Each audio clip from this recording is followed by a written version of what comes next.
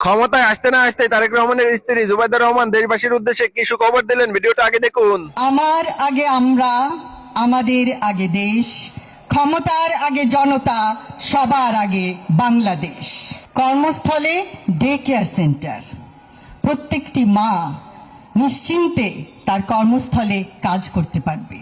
আমরা নারী support sell গড়ে তুলব, উদ্যোক্তা নারীদের আর্থিক ও দক্ষতা সহায়তা প্রদান করব, আনুষ্ঠানিক অর্থনৈতিক খাতে নারী কর্মস্থান বৃদ্ধি করা হবে। শিশুর পূর্ণাঙ্গ স্বাস্থ্যসেবার দিকে খেয়াল রাখতে হবে। আমার আজ মনে পড়ছে অবহেলিত সেই কন্যা শিশুর কথা, যে প্রতিদিন ভয়ে থাকে, শঙ্কায় থাকে, সে বুঝি বাল্যবিবাহের শিকার হবে, কখন তার জীবনের স্বপ্ন চুরমার হয়ে যাবে। আমরা নিশ্চিতভাবে বলতে চাই, বিনামূল্যে শিক্ষা সম্প্রসারণ, মেয়েদের স্নাতকোত্তর পর্যন্ত শিক্ষা নিশ্চিত করা হবে।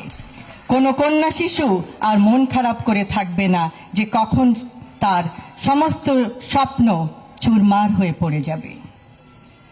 আজ চিন্তা হচ্ছে সেই কর্মজীবী মহিলার কথা এবং কলেজ ইউনিভার্সিটির সেই ছাত্রীর কথা, যাকে প্রতিক্ষণ শিকার হতে হয় অস্বস্তিকর অন্যায় ব্যবহারের, যে স্বস্তিতে যাতায়াত করতে পারে না। হাজারো লক্ষ গার্মেন্টস কর্মী বোন, যাদের রাতের অন্ধকারে চলাচলে নেই নিরাপত্তা, তারাও চায় সচেতন মাতৃত্বকালীন ছুটি। আমরা নিশ্চিত করতে চাই তাদের সবেতন 6 মাসের মাতৃত্বকালীন ছুটি। আমরা নিশ্চিত করতে চাই নিরাপত্তা এবং তাদের সুরক্ষা, নিরাপদ আবাসন ও যাতায়াত ব্যবস্থা।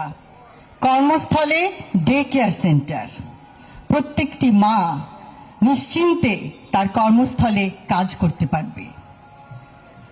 আজ মনে পড়ে সেই বয়োবৃদ্ধ নারীর কথা, যাকে শেকলে করে বেঁধে দিয়েছিল একটি গেটের, বৃদ্ধাশ্রমের একটি গেটের সঙ্গে তার পরিবারের লোকজন।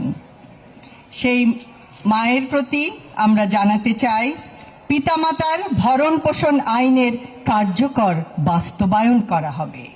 আমরা নারী সাপোর্ট সেল গড়ে তুলব, উদ্যোক্তা নারীদের আর্থিক ও দক্ষতা সহায়তা প্রদান করব, আনুষ্ঠানিক অর্থনৈতিক খাতে নারী কর্মস্থান বৃদ্ধি করা হবে।